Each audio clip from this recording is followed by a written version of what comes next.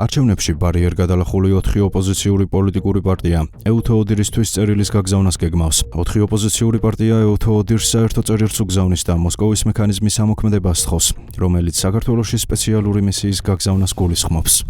ერთობლივი წერილი, რომელიც გაეგზავნება EUTO-ODIR-ს და ამ წერილში ჩვენ ვთხოვთ EUTO-ODIR-ს, რომ ამუშაოს მოსკოვის მექანიზმი, რომელიც გამოყენებული იქნა პირველად 1991 წელს, რაც გულისხმობს იმას, რომ EUTO-ODIR-მა უნდა გამოაგზავნოს საქართველოში სპეციალური მისია, რომელიც შეისწავლის იმ კანონდარღვევებს, მიტაცებული არჩევნებს, რომ ჩვენ გქონდეს სამომავლოდ თავისუფალი და სამართლიანი არჩევნების ჩატარების საშუალება ამ ქვეყანაში. ქართველი ხალხის მხარდაჭერა გრძელდება 21 დღიანი პროტესტის ფონზე და ჩვენ, რა თქმა უნდა, ველოდებით იმას, რომ დღევანდელი განხილვები მათ შორის გაგრძელდება როგორც დიპლომატიური პასპორტების დასანქცირების კუთხით და იქნება უკვე კონკრეტული პასუხები ამასთან დაკავშირებით, რაც არ უნდა ამტკიცოს ივანიშვილის პროპაგანდამ, რომ წითელი პასპორტები თვლიან ეს იქნება ჩამოყალიბებული და მეორე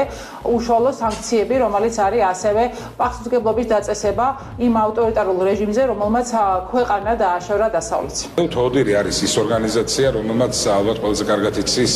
სად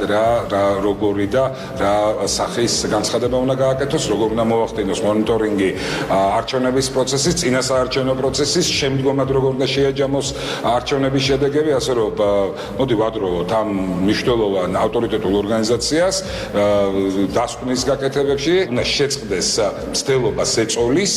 და მოხდეს საშუალების მიცემა ამ ორგანიზაციისთვის, რომ ის რაზედაც